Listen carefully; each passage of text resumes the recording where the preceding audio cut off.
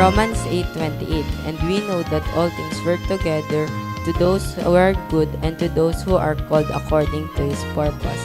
Romans 8:28.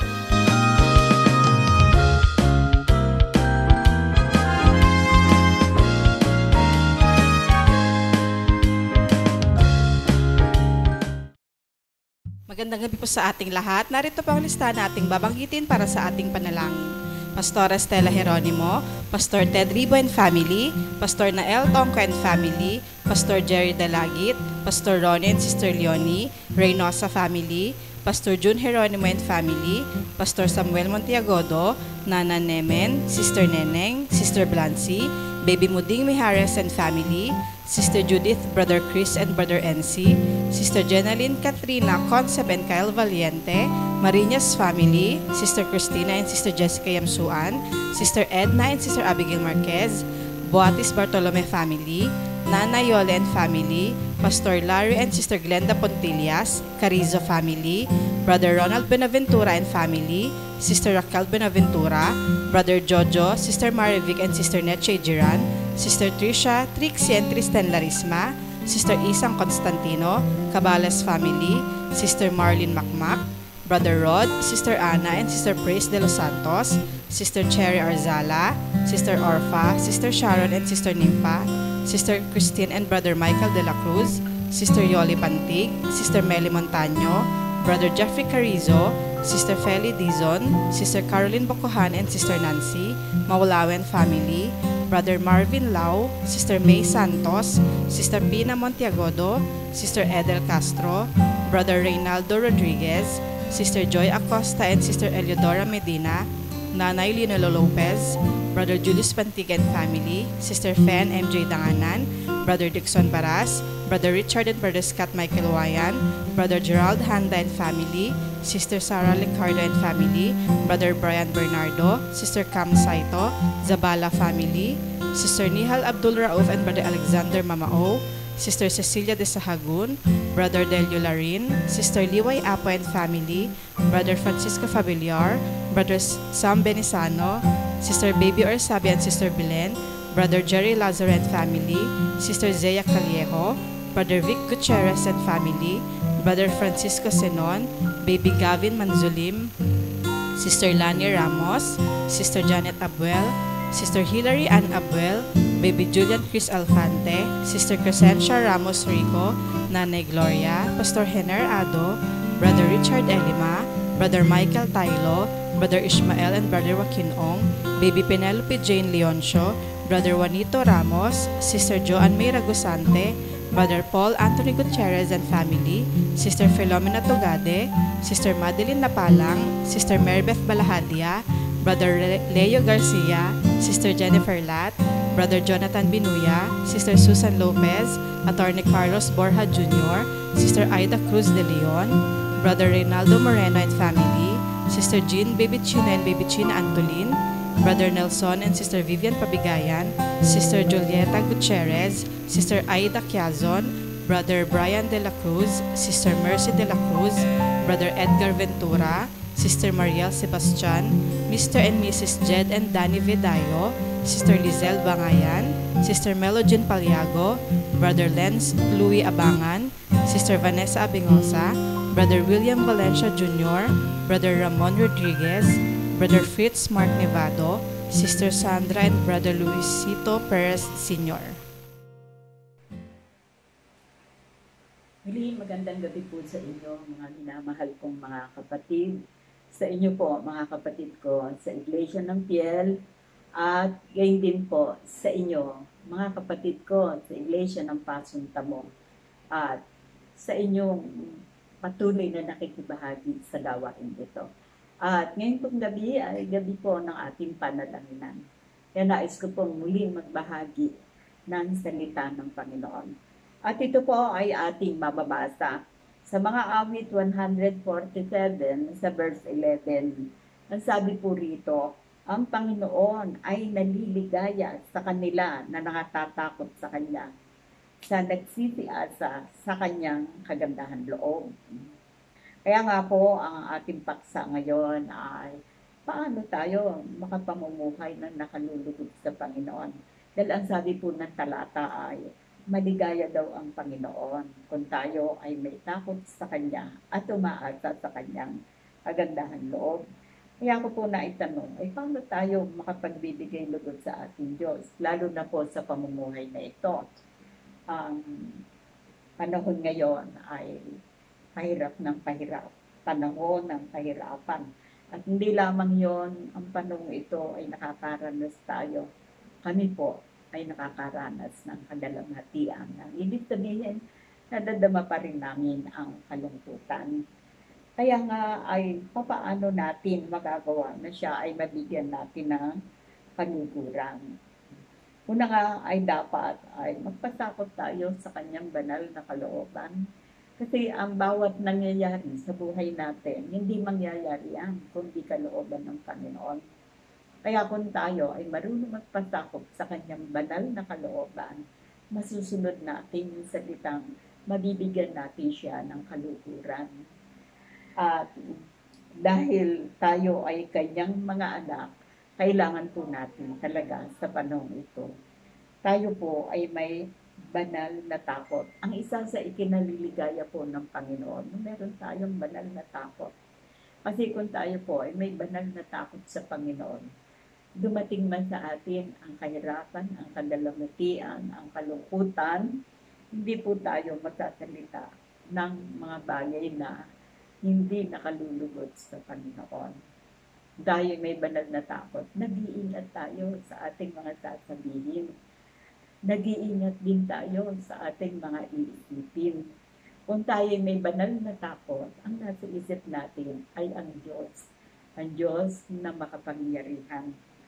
At ang sabi nga po rito ay dito po sa pangalawang salita, ang sabi, ang Panginoon ay naliligaya sa kanila na natatakot sa Kanya, sa nagsisiasa sa Kanyang kagandahan loob. At ang pangalawa na sinasabi po ng ating talata, sa nagsisiasa sa Kanyang kagandahan loob. Mga kapatid, ba po natin kalilimutan ang kagandahan loob ng Panginoon? Dahil sa Kanyang kagandahan loob, hindi niya ipinagkait ang Kanyang sariling anak para sa ikaliligtas natin, para tayo ay magkaroon ng buhay na walang hanggan. At ang kagandahan loob ng Panginoon, sinasabi po ng banal na kasulatan, purihin ninyo ang Panginoon sapagkat ang kanyang kagandahan loob ay magpakailanman. Kaya nga mga kapatid, itong talata na ibinahagi ko sa inyo na ang sabi ay ang Panginoon ay maligaya sa kanila na nakatatakot sa Kanya at hindi kong uulitin ang sinabi na tayo ay dapat may banal na takot. Pag wala tayong banal na takot, hindi ko maligaya ang Panginoon. Pag tayo ay walang banal na takot, hindi natin masusunod ang Kanyang kalooban. Lalo na po sa panahon ito, lahat po tayo ay dumaranas na iba't ibang tiisin sa buhay. Pero kung tayo ay may banal na takot, alam natin, kailangan tayong magpailalim sa kanyang kalooban. Sapagkat ang Diyos ang nakakaalam ng ating buhay. Ang Diyos ang nakakaalam ng ikabubuti natin. Kaya nga, ang sabi nito ay kailangan meron tayong takot sa Kanya. At isa sa kagalakan ng Panginoon, maligaya daw ang Panginoon sa mga may takot sa Kanya. Kaya nga mga kapatid, itong mga pangakong ito at itong mga salitang ito ay ang akin pong ibabahagi sa inyo. Patuloy po tayo magtiwala sapagkat sa panahon ito, hindi lang kayo nahihirapan. Kami ay pati hirap ng kalooban, kalungkutan hanggang ngayon. Pero ang nasa isip po namin, siya ay Diyos na kailangan namin may banal na takot. Siya ay Diyos, kailangan namin magpailalim sa kanyang kalooban. Opo, pag naalala namin, syempre, nalulungkot, naiiyak kami, pero hindi nalulugod ang Panginoon kung hindi kami susunod sa kanyang banal na kalooban. Sapagkat ang lahat ng ginagawa ng Panginoon, alam niya para rin sa ating ikabubuti. Kaya nga po, bago akong manalangin ay patuloy kong ipapaalala sa inyo. Magkaisa tayo ng Espiritu sa pagtitiwala sa Panginoon. Magkaisa tayo ng Espiritu sa pamumuhay na may banal na takot upang habang tayo nabubuhay, mabigyan natin ng kaluguran ang ating Panginoon. Kaya nga po, sa gabing ito ay lagi po tayong magtiwala sapagkat naliligayahan daw ang Panginoon sa mga umaasa sa kanyang kagandahan loob. At tayo po ay magpatuloy sa ating panalangin. Wala po tayong magagawa sa ating lang sarili. Hindi kung tayo patuloy na nananalangin, nagdadalangin ng tandaan po natin. Tayo po ng mga anak ng Diyos, ang sabi rito ay naliligayahan siya kung tayo may banal na takot at umaasa sa kanyang kagandahan loob. At ang kagandahan loob ng Panginoon ay hindi lamang material, kundi ang biyayang espiritual, biyayang panguwalang hanggan para tayo ay makapamuhay na may banal na takot. Tayo po ay manalangin. Panginoon, maraming pong salamat sa inyo. Patuloy kayong nagbibigay ng banal na salita sa amin, lalo na po sa panahon ito, na kami po, Panginoon, ay nakakaranas ng iba't ibang kahirapan, hirap ng kalooban, hirap ng buhay, kalungkutan, ngunit salamat Ama. Ang inyong ikinalulugod ay kung kami ay may banal na takot at umaasa sa inyong kagandahan loob. Kaya nga, Ama, bigyan niyo po ng bisa at kapangyarihan ang mga salitang ito sa buhay namin magkakapatid, lalo na po sa panahon ito. Sa kahirapan ay tulungan yung magkaisa kami magtiwala sa inyo. Sa kadalamhatian ay tulungan nyo kami magpasakop sa inyong banal na kalooban, sapagkat ang sabi nyo ay ang umaasa sa inyong kagandahan loob. Kayo ay nabibigyan namin ng kaluguran. Pagpalain nyo mga kapatid namin sa Iglesia ng Pierre, sila man, Ama, ay may pangailangan. Kalakasang espiritual, kalakasang pisikal, sa ikabubuhay, sa araw-araw. Abutin nyo ang mga kapatiran. Ang aming mga kapatid sa Iglesia ng Pasintamo, marami pong may karamdaman. Kami po ay umaasa sa inyong kagandahan loob, na kayo'y magdadala sa kanila ng pagaling at kagamutan, na kayo'y magdadagdag sa amin ang pananampalataya, upang kami ay maging kalugod-lugod sa inyo na umaasa sa inyong kagandahan loob. At sa inyong kagandahan loob, umaasa po ako. Ang iglesia ay palalakasin ninyo. Ang iglesia ay aalubin ninyo. Ang iglesia ay tutulungan ninyo sa bawat niyayang pangailangan. Na habang kayo ay aming hinihintay, tulungan nyo kami, Ama, na laging nakatingin sa inyong mga pangako. May pagtitiwala, may kapayapaan, may pag-asa, sapagkat ang inyong kagandahan loob ay magpakailanman. Ama, maraming salamat. Umaasa nga po ako sa aming paglapit sa inyo sa pamagitan ng panalangin. Tutulungan nyo at aabutin kaming magkakapatid sa Iglesia ng Pierre at sa Iglesia ng Pasintamo.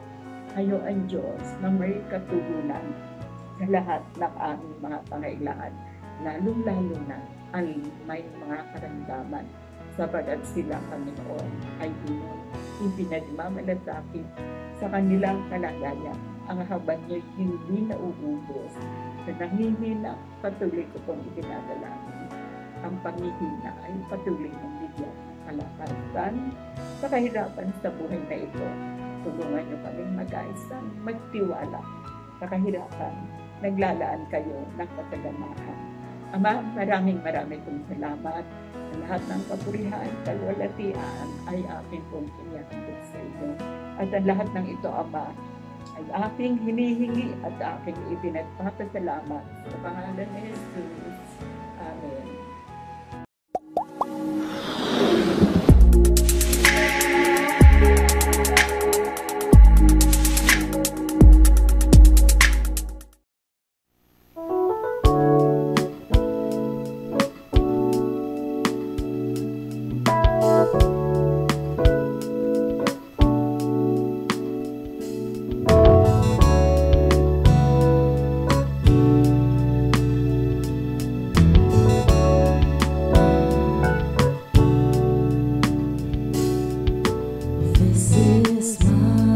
desire to honor you,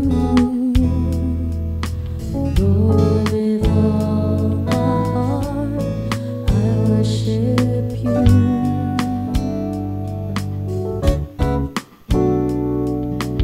All that's within me, I give you praise.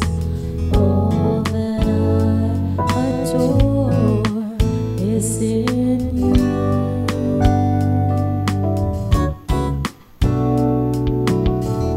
Lord, I give you my heart, I give you my soul. I live for you alone. Every breath that I take, every moment I'm awake, Lord, have your way in me.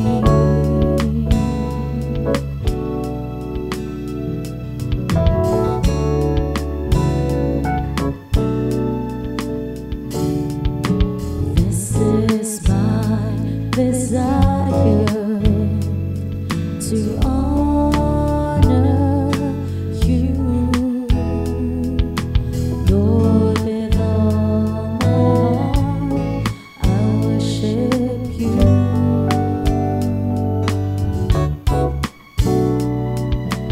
All that's within me, I give you praise. All that I adore is in you.